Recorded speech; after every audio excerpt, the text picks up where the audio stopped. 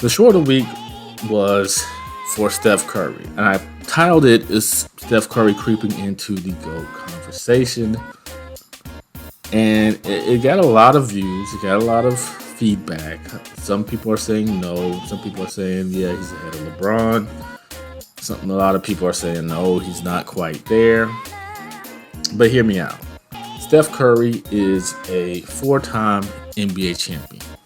So he has the same amount of NBA championships as LeBron James. I mean, LeBron's in the GOAT conversation. Has the same amount of rings. He's a 2-time NBA MVP. And of course, LeBron has, I believe, 3. LeBron is another multi-time MVP. Steph Curry, he does have accolades. He has the most career threes of anybody in the NBA. That's a big-time deal, especially now in the day and age of the three-point shot. He's been able to do it at a very, very high clip. Then you listen to his career stats. He's a 24.6 points per game, 6.5 assist guy, 4.7 rebound for a point guard, rotations point guard. In the playoffs, he's 27 points a game, 6.2 assists, 5.3 boards. He's 6'3", maybe 6'2". And some people want to call him the greatest point guard of all time. I can't do that, so I don't know if in my mind that kind of excludes him from the GOAT conversation of putting him in there. So I can't put him at the top of his position. I just can't.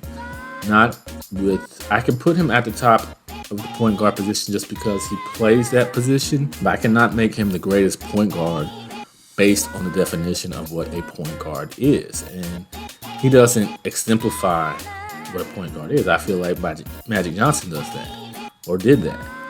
And for that reason, I just can't put him atop of, the point guard position.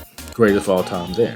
So if I can't do that, can I put him in the GOAT conversation as far as the greatest NBA player of all time? And I feel like not right now. He's not there yet.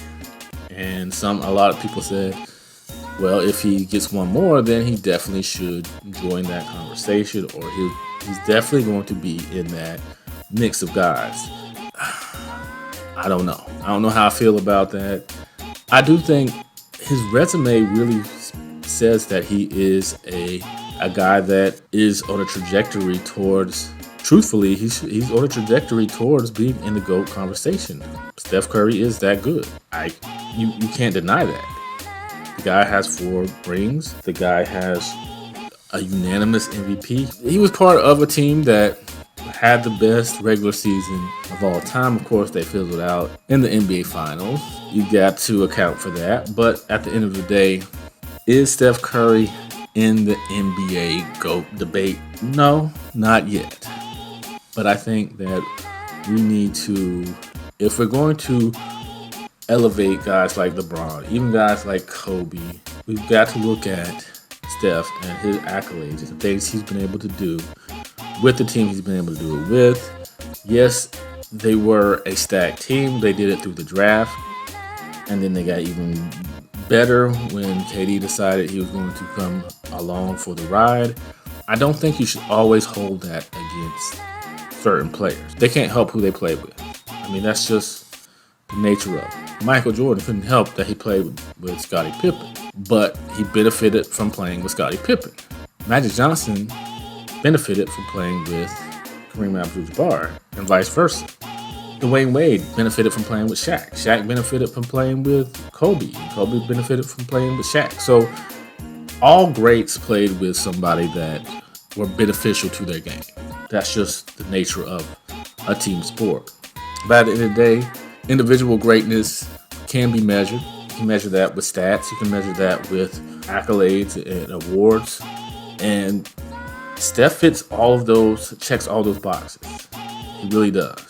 Can we take that away from him? No. He earned everything. Nothing was given to him. So, do I think he needs one more championship? Yeah. Or one more MVP, one more something that can kind of drive home that, yes, this guy has been a force in the league for a stretch instead of just for, their run. Steph, I believe, he's on the cusp. And I think that he's a guy like Giannis and a guy like even Shaq, who we can kind of put on the cusp of being in the GOAT debate, but doesn't quite have all the criteria there to really make their case fully. I think Steph still has a chance to do that, where the others maybe not.